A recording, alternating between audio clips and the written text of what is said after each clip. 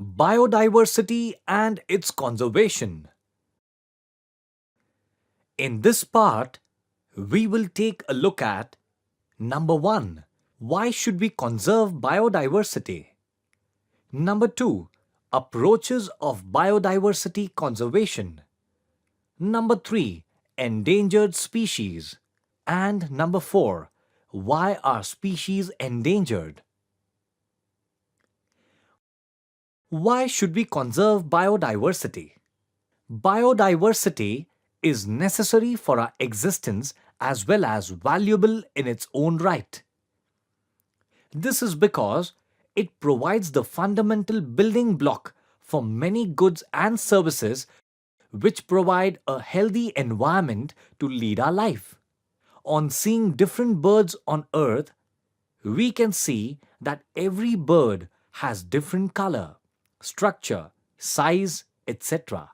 This difference in the birds is called as biodiversity. There are two approaches of biodiversity conservation. Number 1, in situ conservation. Number 2, ex situ conservation. Approaches of biodiversity conservation. In situ conservation. The conservation of species in their natural habitat or natural ecosystem is known as in situ conservation. In the process, the natural surrounding or ecosystem is protected and maintained so that all the constituent species, known or unknown, are conserved and benefited. The factors which are detrimental to the existence of the species concerned are eliminated by suitable mechanism. Ex situ conservation.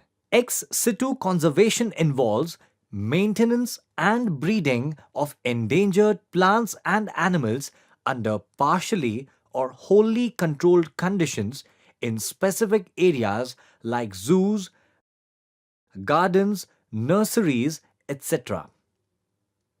That is, the conservation of selected plants and animals in selected areas outside their natural habitat is known as ex situ conservation. Endangered species. The organisms whose number decline rapidly and species that might wipe off from Earth in future are called as endangered species. Today, there are many species which are endangered, like lions, tigers, cheetahs, red foxes, red pandas, loris, pythons, peacock, Nilgiri langur, lion-tailed macaque, India hornbill, pelican, golden monkey, desert cats, orchids, Rauwolfia, Nepenthes, green Indian bustard, etc.